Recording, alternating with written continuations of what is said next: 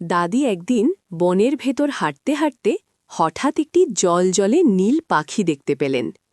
পাখিটি কথা বলতে পারে এবং দাদিকে বলল, তুমি ভালো মানুষ, আমি তোমার বন্ধু হব। দাদি পাখিটিকে বাড়িতে নিয়ে এলেন এবং আদর করে খাওয়ালেন। পরের দিন সকালে পাখিটি তার ডানার ঝাপটায় দাদির উঠোনে রঙিন ফুলে ভরে দিল। এই ফুলগুলো থেকে মিষ্টি সুগন্ধ বের হতে লাগল এবং সবাই দেখতে ভিড় করল। দাদি সেই ফুলগুলো গ্রামবাসীদের মাঝে বিলিয়ে দিলেন, যাতে সবাই আনন্দ পায়।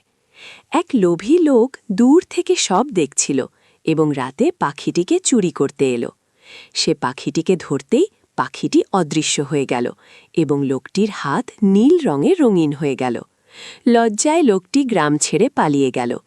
পাখিটি আবার ফিরে এসে দাদিকে ধন্যবাদ দিল তার দয়ার জন্য। কিছুদিন পর পাখিটি আকাশে উড়ে চলে গেল, কিন্তু উঠোনে রেখে গেল ফুলের সৌন্দর্য। দাদি আকাশের দিকে তাকিয়ে হাসতে লাগলেন, আবার একটু কাঁদলেনও, কারণ কেউ তার ভালো কাজের জন্য লাইক বা সাবস্ক্রাইব করে।